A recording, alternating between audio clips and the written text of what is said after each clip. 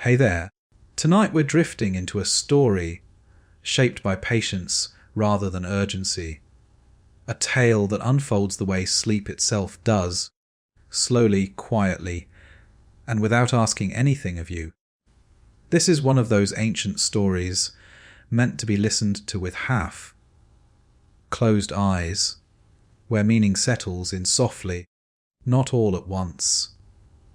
If these calm journeys through old myths help you unwind, you're welcome to like the video, subscribe to the channel, or leave a gentle comment sharing where you're listening from and what time the night has reached for you. But only if it feels relaxing to do so. There's no rush here, just the comfort of knowing others are resting alongside you, carried by the same ancient whispers. So let the day loosen its grip, allow your breathing to slow, and ease into this quiet world where even the gods moved carefully, and every ending was simply another beginning waiting to be understood. Long before the first trireme cut the waves, and long after the last stone of Minos' labyrinth had been laid, there was a guardian who never slept. He did not eat, he did not drink, he did not dream, he walked. Day after day, night after night, season after season, the same unbroken circuit around the jagged coast of Crete. A single bronze giant, taller than the tallest cypress on the island, taller than the masts of the ships that feared to approach too close. His name was Talos, or at least that was the name the Cretans gave him when they dared speak it aloud. The gods called him something else once. Something older, something that sounded like the slow scrape of metal on stone.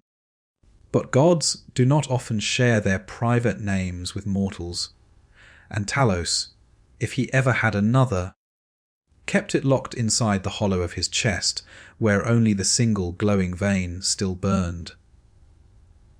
He was not born. He was made. Hephaestus shaped him in the volcanic dark beneath Lemnos, hammering bronze plates thinner than a fingernail yet stronger than any mortal alloy.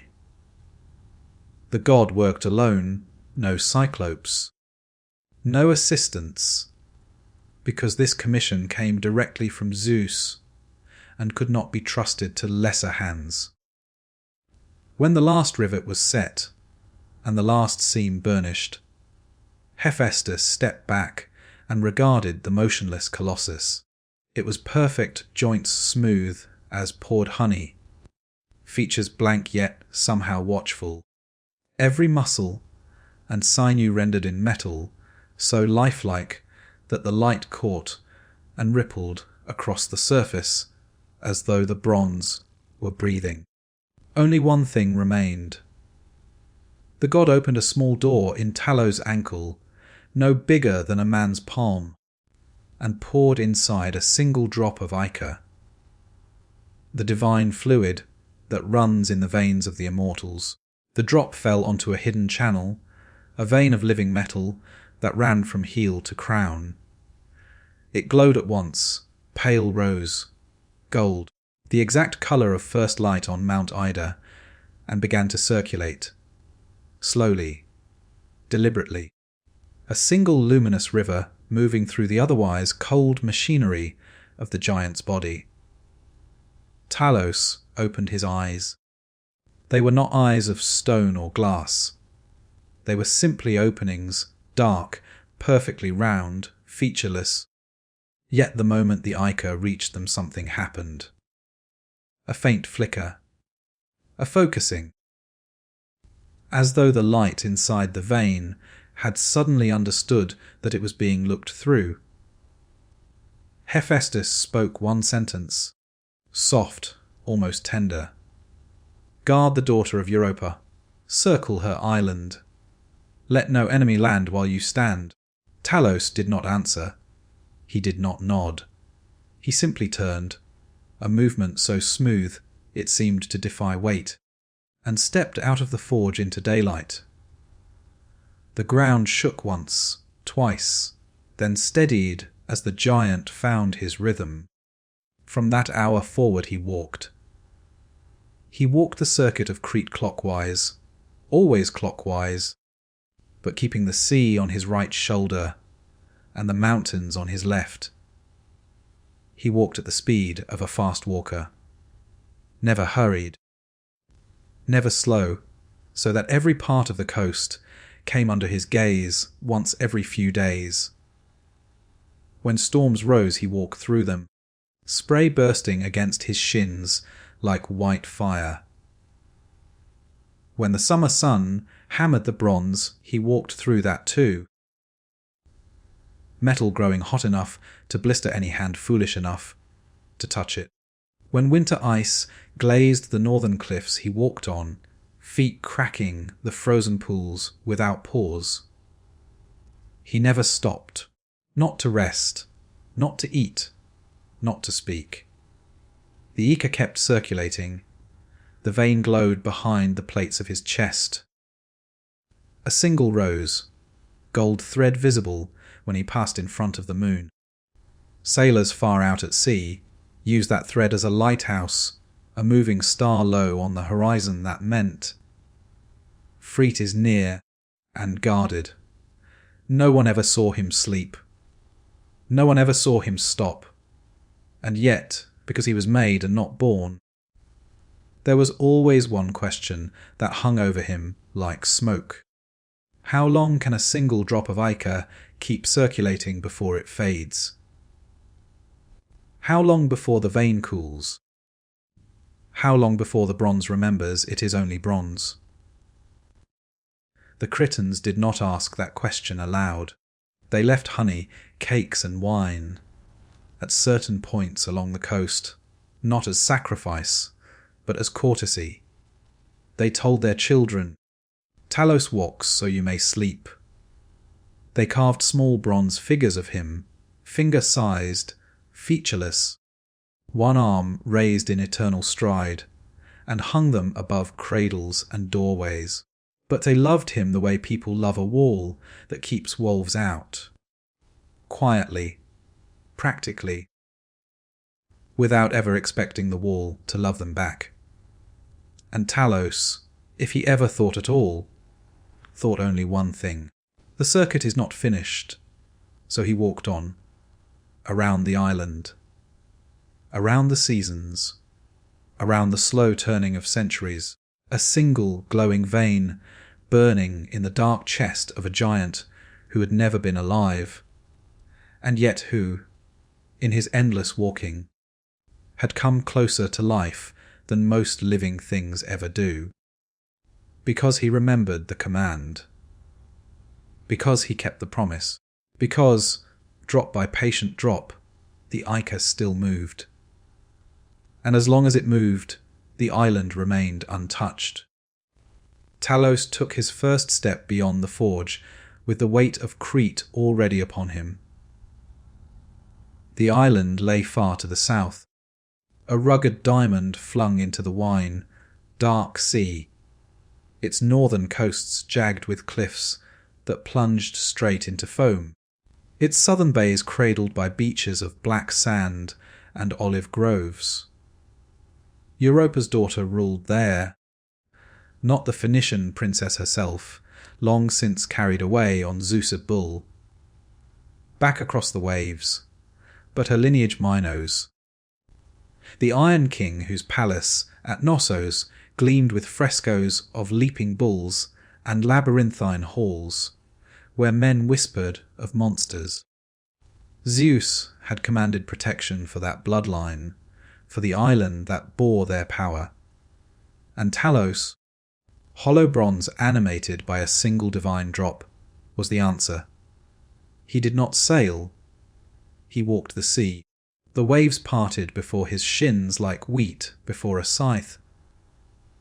Each stride covered the distance of 3 triremes end to end, feet sinking into the silt of the seabed, then rising clean, dripping only salt and phosphorescence.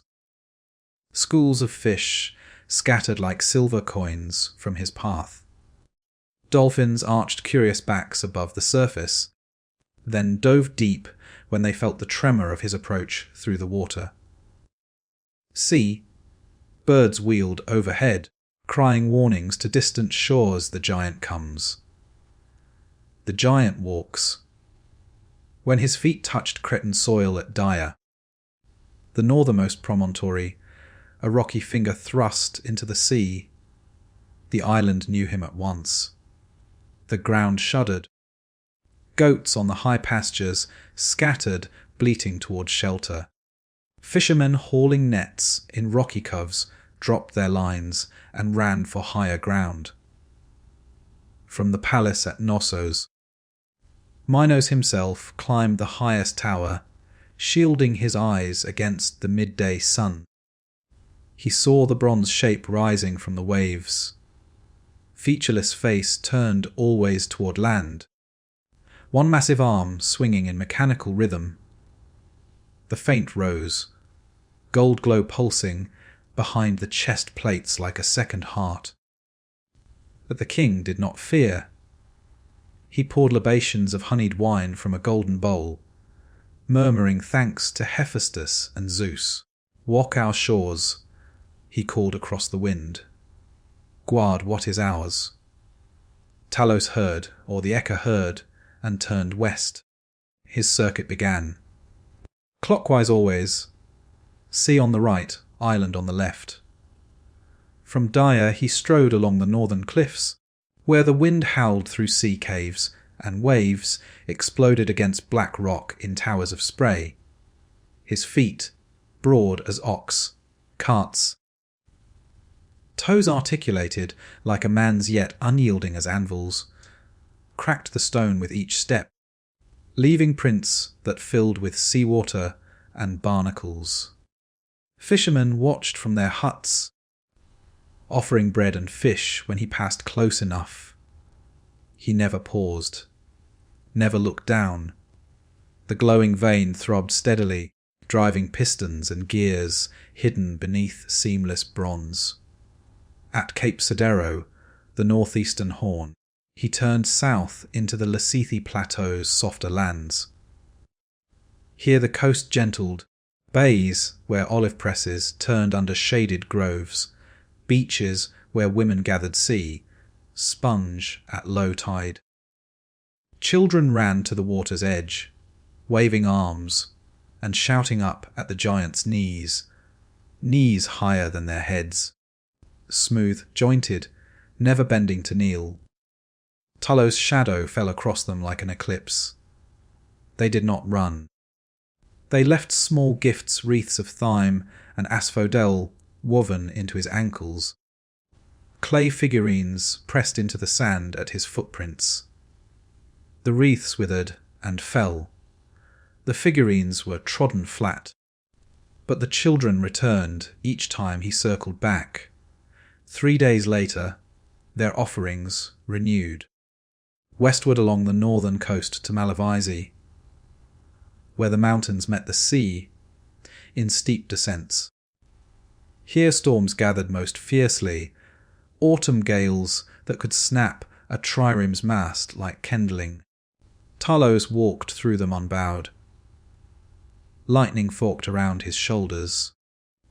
Thunder rolled off his plates like rain from oiled leather. Rain hissed on his superheated bronze, steaming into clouds that trailed him like a cloak. Fishermen caught in sudden squalls rowed hard for shore, knowing, if they saw the glowing vein pulsing, steady through the gale they were safe. No pirate galley would dare approach while the giant patrolled. At the western cape of Kissamos, he turned south again, skirting the Bay of Chania, where Minos of fleets lay at anchor. Triremes rocked gently in his wake, captains on deck saluting with raised spears. Talos' eyes, dark voids that drank light, swept the horizon without expression. No vessel neared. No sail darkened the sea unbidden. The Ica circulated, drop by single drop, powering the endless survey. south along the Messara plain, past the warm beaches of Matola, where cave dwellers watched from cliff eyes. Here the sun struck hardest, bronze grew too hot to touch, air shimmering in waves above his head. Shepherds drove flocks inland at his approach, leaving salt blocks and barley sheaves on high rocks. Talos stepped over them without glance. The vein glowed brighter in the heat, as though feeding on the fire. Eastward now, rounding Cape Gorin to the Libyan Sea's edge, past the southernmost bays where Phoenician traders once bartered amber for Minoan bronze. Talos' stride lengthened here, fewer rocks, deeper water. Whales sounded at his passing, their flukes slapping warnings across the deep. Back to Dia, the circuit complete. 3 days. Never more, never less. The island breathed easier when his shadow passed. Nets were cast. Fires lit. Songs sung to Europa's line. Talos turned north once more, into the waves. The single drop circulated. The bronze gleamed. And Crete, safe, ancient, eternal, watched its guardian walk. But in the quiet hours, when the moon silvered the sea, and the veins glow cast long shadows across the waves, even the king in his labyrinth palace wondered, one drop. How many circuits before it dims? How many steps before the heart of metal slows? And when it does, who will walk then? Talos heard no questions. He only walked. The circuit never shortened. The pace never quickened. 3 days, always 3. To complete the full ring of Crete's coastline. Dawn found him striding the eastern cliffs near Siccia. Noon saw him pass the southern bays of Iropetra. Dusk caught him rounding the western headland of Kissamos, and the following dawn brought him back to Dia, where the sea first touched bronze. The rhythm was absolute. Even the seasons could not alter it. In summer the bronze grew hot enough to steam the spray that broke against his knees. In winter ice formed on his shoulders and cracked away with each step like discarded armour. The ichor kept moving, that single rose, gold thread pulsing steady behind the chest plates, and as long as it moved, the giant moved. The Cretans measured time by his passing. Fishermen set their nets when his shadow fell long across the water in the morning. They hauled them in when it fell short in the evening. Shepherds drove flocks to high pastures as he approached the northern cliffs, and down to sheltered valleys when he rounded the south.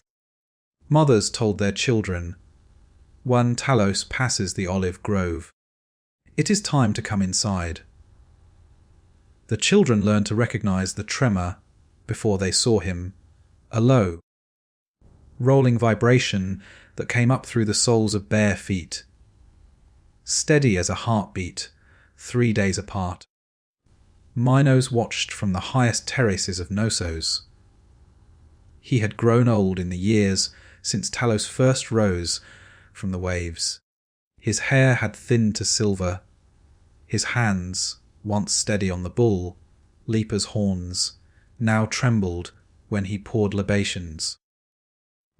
Yet every circuit he climbed the same tower, leaned on the same painted column, and watched the bronze shape stride along the northern horizon. He never waved. He never spoke aloud to the giant. He only touched the golden bowl of wine to his lips and poured a thin stream over the parapet, a silent offering that fell in glittering drops toward the sea far below. Talos never acknowledged it. He never paused. But the vein glowed a fraction brighter when the wine struck the water, or so the palace women whispered when they thought the king could not hear. They said the Ica recognized gratitude, even if the bronze did not. They said the drop Hephaestus poured had learned the island's heartbeat and matched its rhythm. They said, though never to Minos of face, that as long as the king lived, the giant would walk. The king never contradicted them. He only watched, and walked the palace corridors at night when sleep would not come, listening for the distant tremor that meant Talos had rounded the eastern cape once more. There were attempts. Of course there were attempts. Raiders from the Cyclades, hungry for Minoan timber and olive oil, sailed under cover of moonless nights. They came in black, hulled pentaconters, oars muffled with rags, sails dyed midnight blue. They aimed for the southern bays where the cliffs were lower and the beaches wider. They believed, or hoped, that the giant's circuit was predictable enough to evade. They were wrong. Talos did not need eyes to see. The Ica felt disturbance in the water long before sails broke the horizon. A ripple too deliberate, a wake too straight. The vane pulsed once, sharp and bright, and the giant altered his path. He did not run. He simply lengthened his stride, cutting across headlands instead of following the shore, closing the distance in minutes instead of hours. When the raiders saw the rose, gold glow rising above the cliffs, they turned hard for open sea. Most escaped. Some did not. The ones who did not learned that Talos did not strike with fists. He simply stepped. One stride into the shallows. One stride onto the deck. Wood splintered like dry reeds. Men screamed as bronze closed over them, not crushing, not tearing, only pressing them beneath the surface until the sea took the rest. The ship vanished in moments. The survivors told no tales of battle. They told only of weight, sudden, total, inevitable. Of a single glowing vein seen through churning foam, like a falling star dragged underwater. Of the silence that followed when the waves closed over the wreck.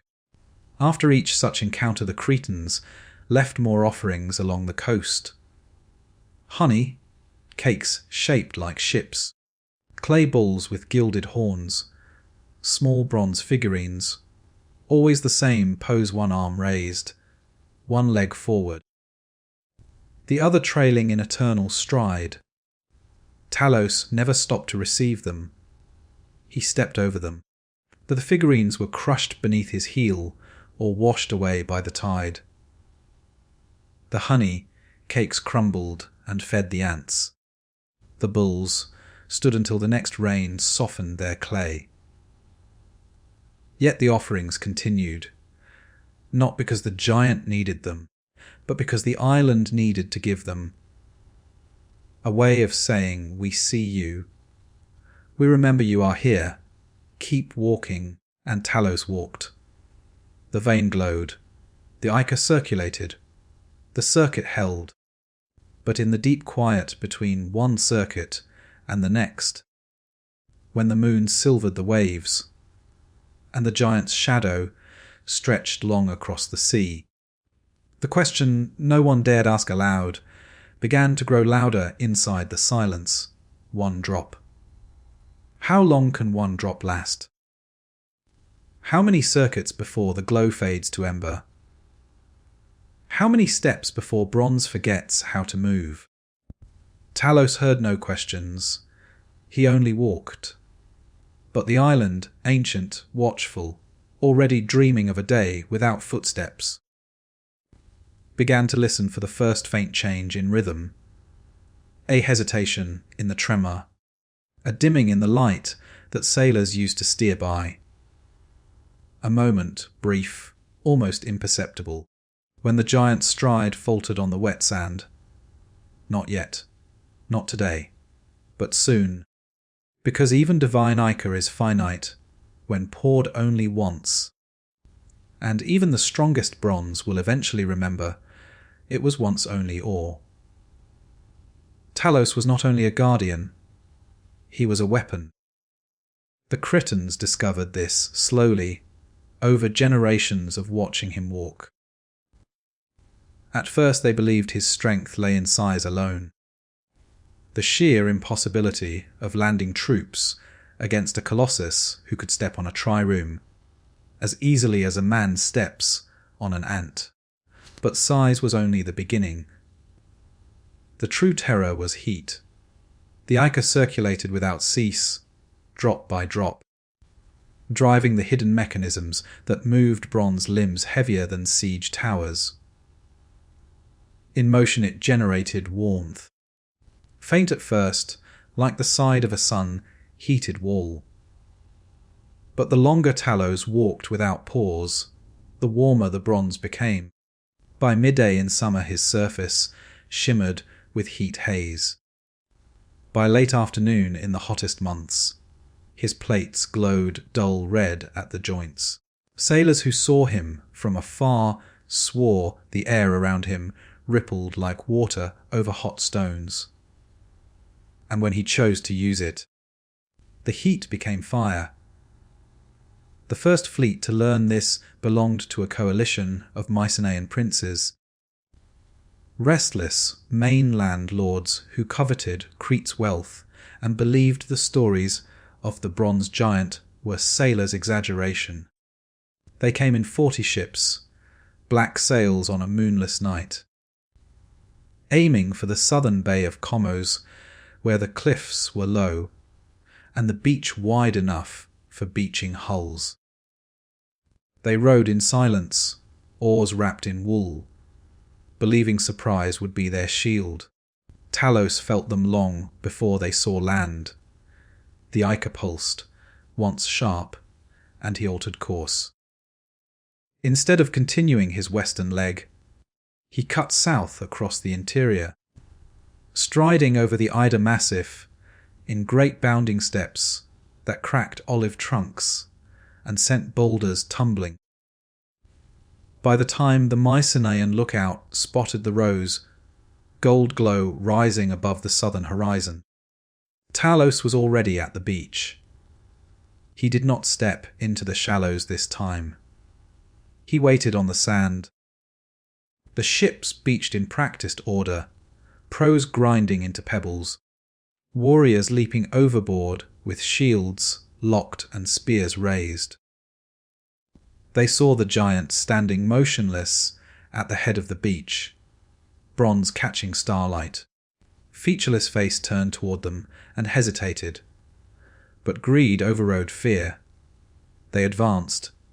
Talos raised his arms, not to strike, to embrace. He stepped forward one stride, two, and wrapped the bronze furnace of his body around the nearest cluster of ships. Metal met wood. The heat was immediate, ferocious. Tarred planks hissed. Pitch bubbled. Sails, still half raised, burst into flame as though touched by torches. Men screamed as the bronze plates seared flesh through linen and leather, the air filled with the smell of burning hair and roasting meat. Talos did not crush, he only held. Long enough for the fire to take proper hold. Then he released the blazing hulks and turned to the next rank. Ship after ship caught the embrace, some on the beach, some still half in water, where the sea boiled around their hulls. Warriors who tried to fight found their spear, points melting, their shields warping, their bronze greaves glowing red, hot against their own skin. Those who turned to flee found the giant already ahead of them, cutting off retreat with deliberate, unhurried steps. By dawn 30, 8 ships burned on the sand or drifted as charred skeletons offshore. The survivors, fewer than 200, rode north in the remaining pair, half mad with terror, babbling of a bronze demon who burned men without flame. They never returned to Crete. The Mycenaean princes who sent them received only silence and smoke on the southern wind. Word spread quickly. No fleet came again during Minos' lifetime. Talos resumed his circuit as though nothing had changed. The vane glowed steady. The bronze cooled slowly in the night air. By the time he passed Comos again 3 days later, only blackened ribs of ships remained on the beach, picked clean by gulls and tide. The Cretans came down from the hills, gathered the melted bronze scraps, and forged them into small figurines, Talos with arms outstretched, heat shimmering from his body. They set these on household altars. They told their children, "Her burns for us." The heat became legend. Sailors steered wide of Crete's southern coast in summer months, fearing the shimmer that rose from the giants passing. Merchants paid extra tribute at Knossos rather than risk a closer approach. Even peaceful traders from Egypt and Phoenicia timed their voyages to coincide with cooler seasons or northern ports, where Talos' shadow fell less fiercely. Yet the heat served the island. Pirates vanished. Raiders reconsidered. The Minoan fleet sailed unchallenged. Trade flourished. Knossos grew richer. The labyrinth palace expanded. Bull leaping frescoes multiplied on every wall, and Talos walked, hotter with each passing year. The Echa, that single drop, circulated faster now, as though responding to use. The vane glowed brighter. The bronze held warmth longer into the night. Children born after the burning of the Mycenaean fleet grew up touching walls that still radiated faint heat days after Talos had passed. Minos aged. His hands trembled more when he poured libations. His eyes grew cloudy. Yet every circuit he climbed the tower, leaned on the painted column, and watched the giant stride along the horizon. One evening, the last evening he would ever watch, he saw something new. Talos passed the western cape at sunset. The low light struck his chest plates, and for the first time the rose gold vein appeared not as a steady glow, but as a pulse. Bright dim, bright again. Almost like a heartbeat beginning to falter. Minos gripped the column. He poured the libation with shaking hands. The wine fell in scattered drops. Talos continued walking. The vein pulsed once more, bright dim, then steadied. The king did not speak of what he had seen. He only descended the tower slowly, but feeling the weight of years settle on his own chest like bronze warmed by endless walking. Behind him, far out at sea, the giant's footsteps kept their rhythm, but the island, ancient, grateful, suddenly aware, began to listen for the next hesitation, because even fire, when fed by a single drop, must eventually burn lower, and even the hottest bronze will one day cool. Talos walked on. The circuit held 3 days, always 3, but the rhythm began to change in ways only the island itself could feel. At first it was nothing a mortal eye would notice. A hesitation so slight it could have been a trick of light on bronze. A footfall that landed a fraction heavier than the one before. A moment, no longer than a heartbeat, when the rose, gold vein pulsed not with steady light, but with a flicker. Bright dim, bright again. The Cretans who lived closest to the shore began to speak of it in low voices, the way people speak of a loved one's failing health. He paused yesterday at the bay near Matala. The glow was weaker when he passed the olive grove at dusk. The ground shook differently, not as deep.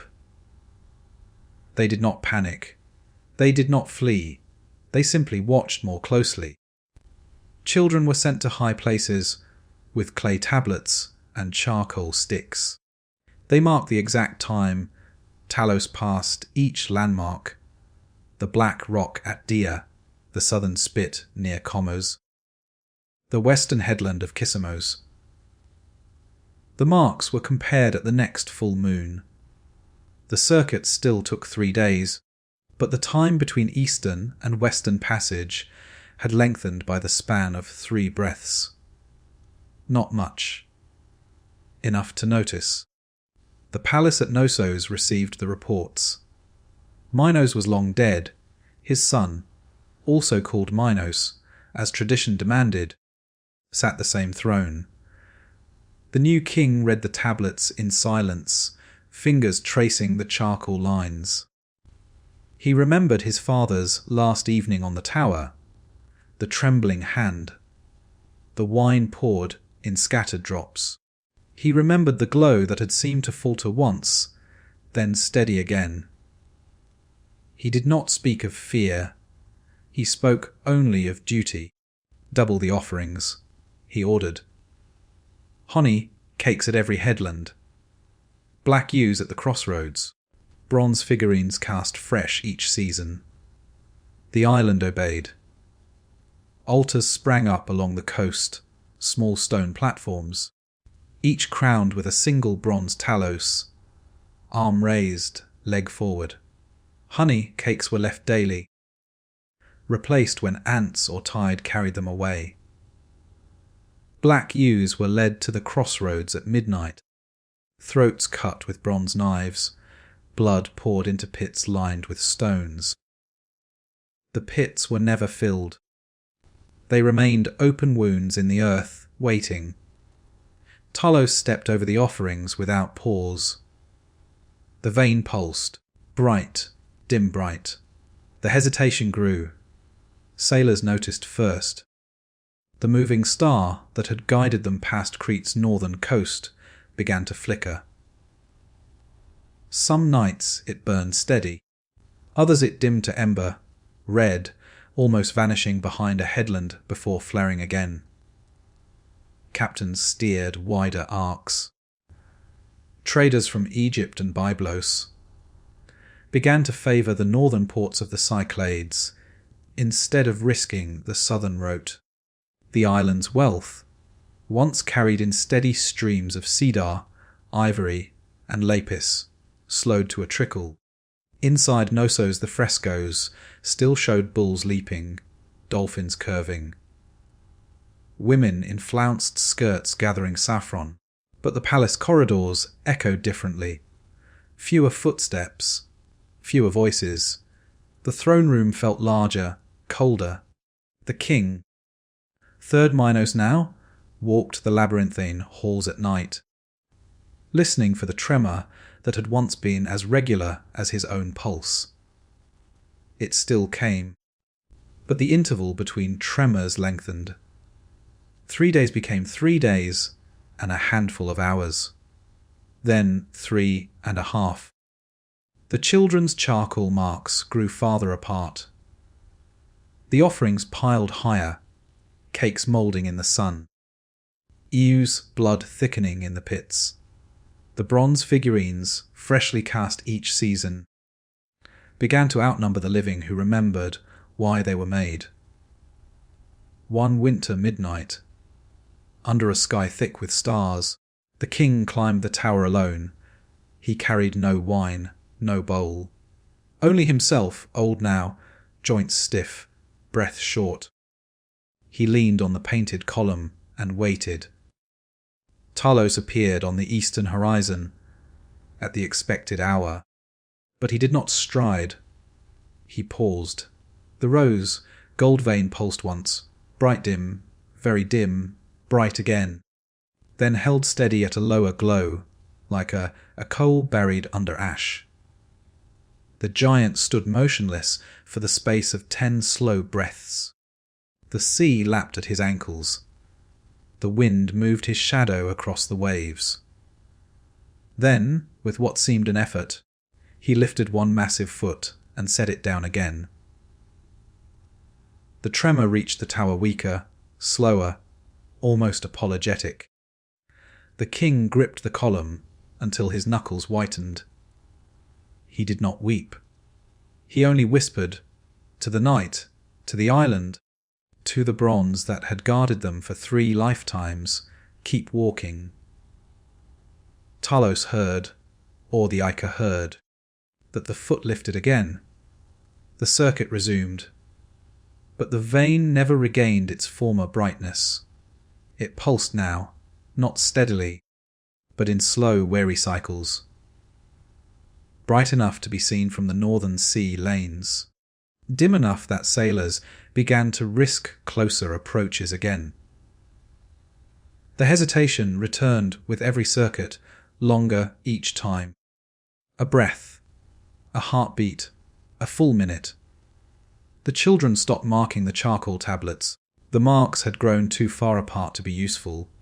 The offerings continued: honey cakes, black ewes, bronze figurines. They piled higher. The pits filled with old blood turned black. The figurines rusted at the joints, and still Talos walked. Slower, heavier. The bronze no longer gleamed in sunlight. It held a dull patina, like old armour left too long in salt air. The rose, gold vein flickered behind the chest plates, sometimes bright, sometimes barely there, like a candle flame seen through thick glass. One spring dawn. The air sweet with thyme, and the first olives beginning to set. Talos reached the eastern cape at Dia. He lifted his foot for the next stride. The foot did not come down. The vein pulsed once, bright, dim, gone. Silence. No tremor, no footsteps. The giant stood motionless, arm half, raised, leg half, forward. Exactly where he had paused on that first day, when Hephaestus set him in motion. The island waited. The sea lapped at his ankles. The wind moved across his shoulders. Nothing happened.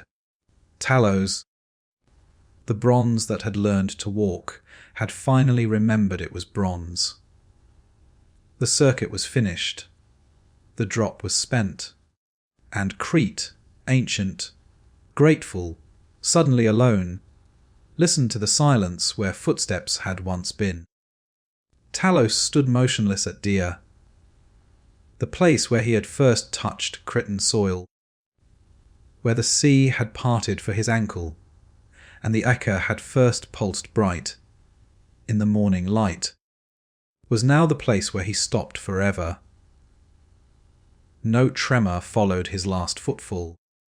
No wave broke higher than usual against bronze shins. The wind moved across his shoulders without resistance. The sea lapped at his heels in the same patient rhythm it had always used. He simply ended. The rose, gold vein, that single, faithful drop of divine Ica, had circulated one last time through the hidden channels of his body. It reached the crown of his head, flickered once like a candle flame, caught in a sudden draught, and went out. Not with smoke, not with sound, just absence. The glow behind the chest plates faded from bright ember to dull copper to nothing at all. The bronze cooled rapidly, faster than physics should allow, until it matched the temperature of the surrounding air. Salt spray no longer steamed on contact. Heat haze vanished. The giant became part of the landscape, a towering statue of burnished metal, one arm half raised, one leg half forward, eyes forever open and forever blind. The island noticed at once. The tremor that had marked every dawn for generations did not come. Children waiting on the eastern cliffs with their charcoal tablets looked at each other in confusion. But fishermen hauling nets in the northern coves paused mid-pull, listening for the familiar low roll that came up through the water. Shepherds on the high pastures felt the silence in their bones before they saw it with their eyes. In Knossos the king, fourth Minos now, grey, bearded and slow, climbed the tower without help. He leaned on the painted column and stared toward Dia. No glow, no movement, only bronze against sky. He did not speak. He only touched his chest once, the same gesture his ancestors had used when the weight of Epiales had pressed them in sleep. Then descended the stairs more slowly than he had climbed them. The news spread without heralds. It moved the way silence moves, from one fisherman's glance to another, from one shepherd's shrug to the next, from one palace servant's whisper to the kitchens, the courtyards, the throne room. No panic followed. No lamentation. Only a quiet, collective exhale. The sound of an entire people realizing they had been holding their breath for centuries. They went to Dia, not in procession, not with banners or sacrifices, in small groups, families, lone walkers.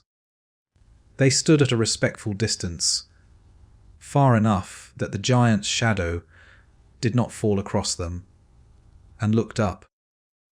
Talos towered unchanged arm, raised as though in mid-stride, leg forward as though about to step, face blank and serene.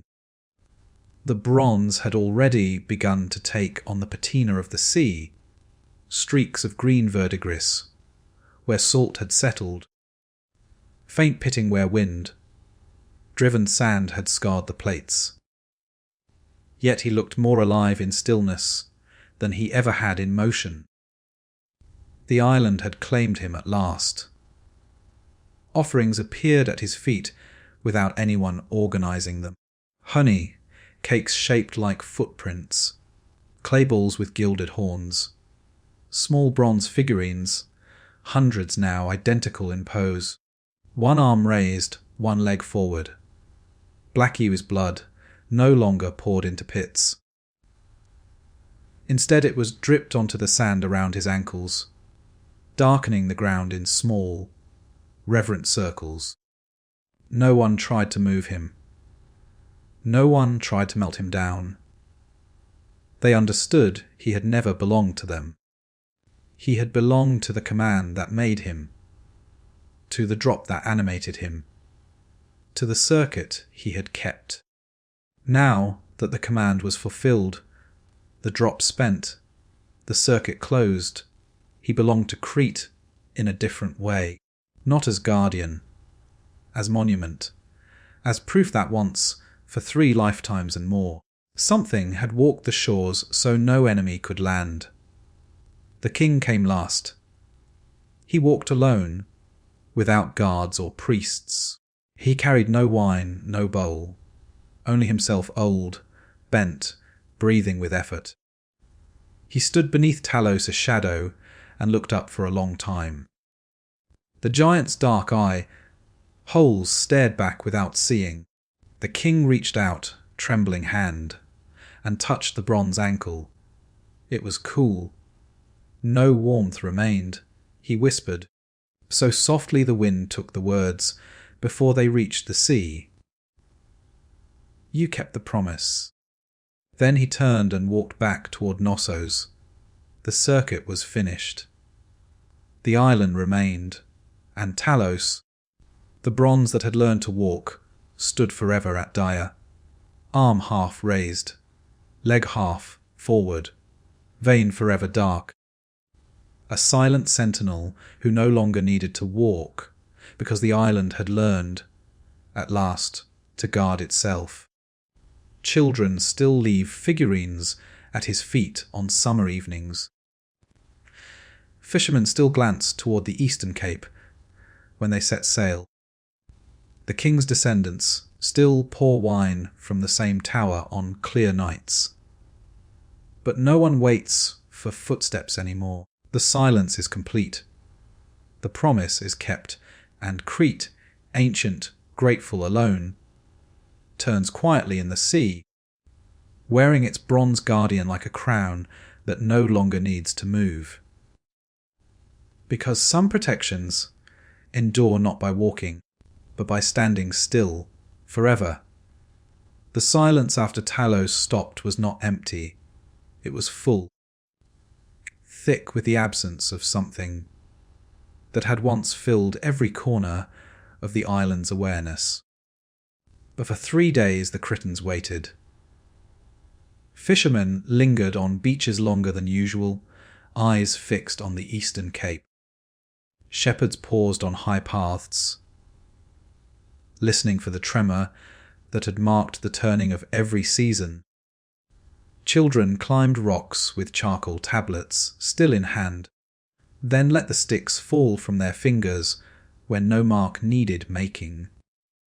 In Knossos the king, fourth Minos, did not climb the tower again.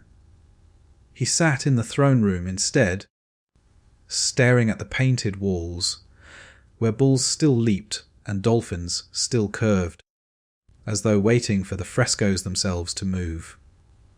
On the 4th day they went to Dea, not in fear, not in mourning, in quiet procession, families, priests, craftsmen, children, carrying what they had always carried: honey, cakes shaped like footprints, clay bowls with gilded horns, small bronze figurines of a giant in mid-stride.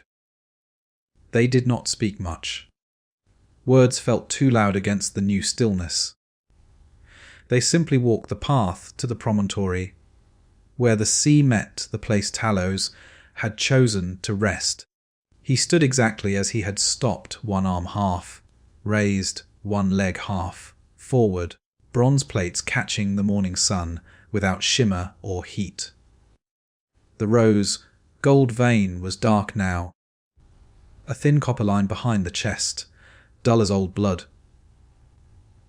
Salt had already begun to streak the metal in pale green tears. Barnacles clung to his ankles like offerings no one had asked him to receive. The people arranged their gifts in a wide semicircle at his feet.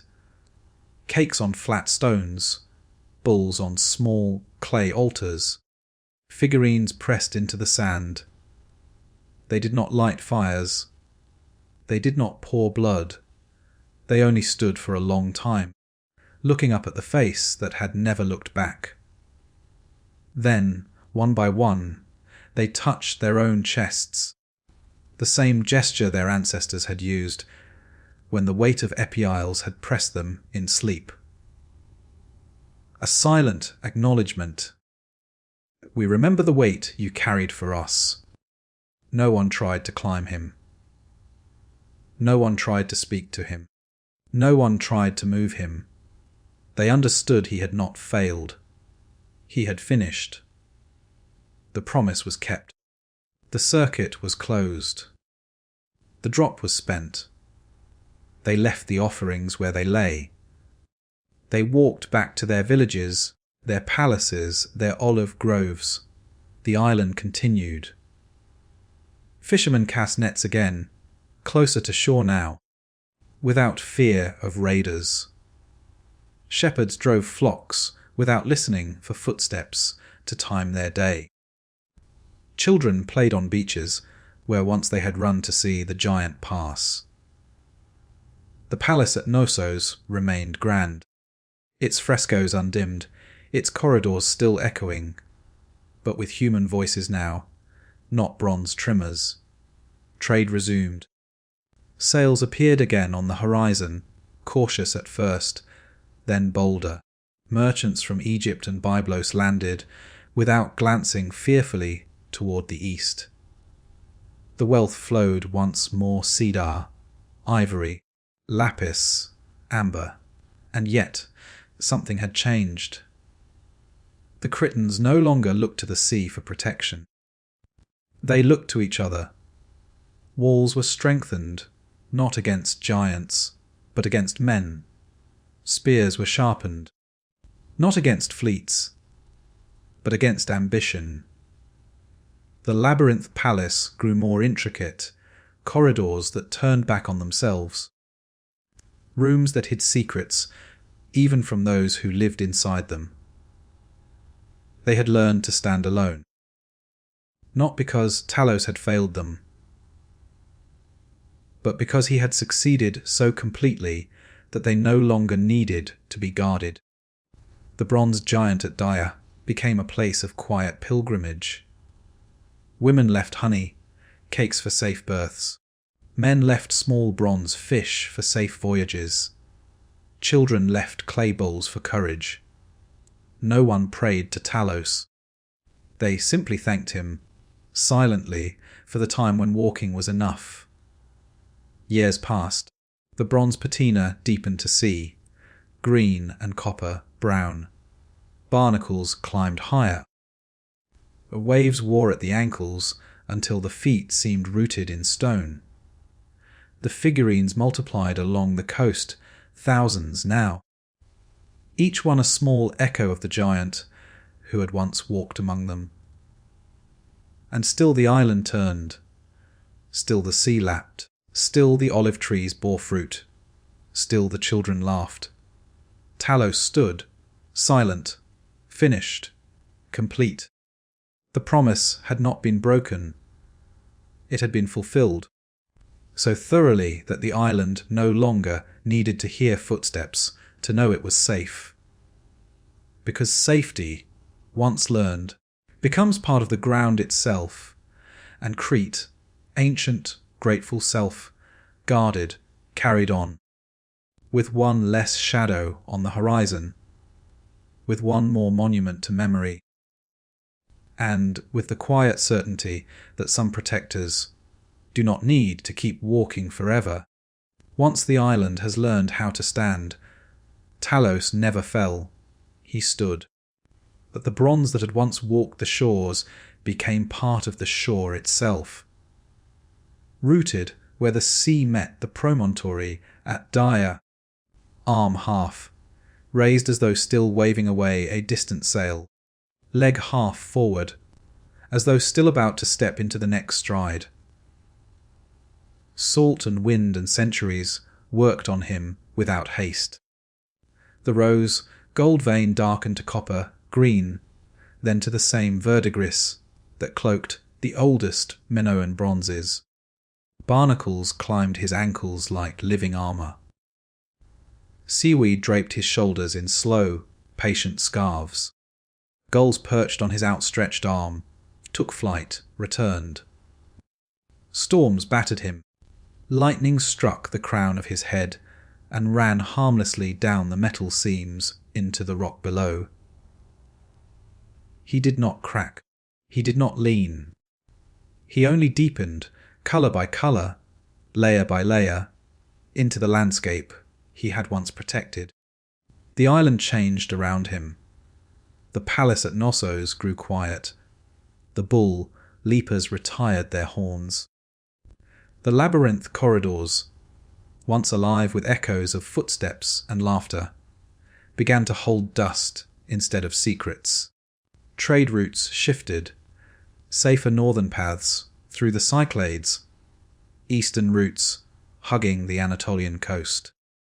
The wealth slowed, the frescoes faded. The kings who called themselves Minos grew fewer, their names less certain. New peoples came, Mycenaeans first, then Dorians, then others whose names history would remember better. They looked at the bronze giant and told new stories. A demon punished by the gods. A lover turned to metal by jealousy. A king who refused to die. They did not know his true name. They did not need to. They called him Talos anyway. The name stuck like salt on bronze. Children still came. Even after the palace fell into ruin, and the olive groves reclaimed the hills, children walked the path to Dia. They carried small clay figures, crude now, no longer finely cast, and placed them at the giant's feet among the sea-worn remnants of older offerings. They touched their chests once, the same gesture their ancestors had used when Epieils pressed them in sleep. They did not fear the bronze. They did not worship it. They simply acknowledged it. You stood for us. We remember. Time turned. The sea rose and fell. Earthquakes cracked the cliffs, but not the giant. Waves wore the promontory thinner, but left Talos rooted deeper. Eventually even the children stopped coming regularly. The path grew over with thyme and rock rose. The figurines weathered into shapeless lumps. The name Talos faded from daily speech, surviving only in old songs sung at weddings and funerals. A line here, a verse there, about the bronze man who walked until he could walk no more. And still he stood, arm half raised, leg half forward, Bavain forever dark. Not as guardian now. The island had learned to guard itself long ago. Not as monument. Monuments are built to be remembered. Talos was built to be forgotten, once his work was done. He stood as proof that once, in a time when gods still poured Eka into metal and kings, still climbed towers to watch horizons, something kept the promise without needing thanks. Proof that protection can be absolute and still end. Proof that even the strongest bronze will one day cool. Yet the island it circled will go on turning in the sea. Olive trees bearing fruit, waves breaking on black sand, children laughing on beaches, where once a giant's shadow passed. Talos did not need to walk any more. The circuit was complete. The drop was spent. The island, ancient, self-guarded, quietly eternal, carried on without him. And in the silence where footsteps once sounded, Crete listened to its own heartbeat, steady, unhurried, alive. The bronze giant stood, forever at Dia, arm half, raised as though in farewell, leg half, forward as though in arrival, face blank and serene, not watching any more, only being. The sea lapped at his feet, the wind moved across his shoulders, the sun rose, the sun set, and somewhere, in the place where promises are kept long after the promisers are gone, a single drop of ichor, long since cooled, rested quietly inside bronze that had learned how to stop, without regret, without failure, only completion. The island turned, the guardian rested. The story ended, not with thunder, not with collapse, but with the soft hush of waves that no longer needed to fear. Talos stood, and Crete, safe, ancient, alone, finally learned to stand with him, not beneath his shadow, beside it, forever. The myth closes here, with the giant at rest, the island awake, the promise kept, and the bronze that once walked, now part of the shore it guarded. Good night.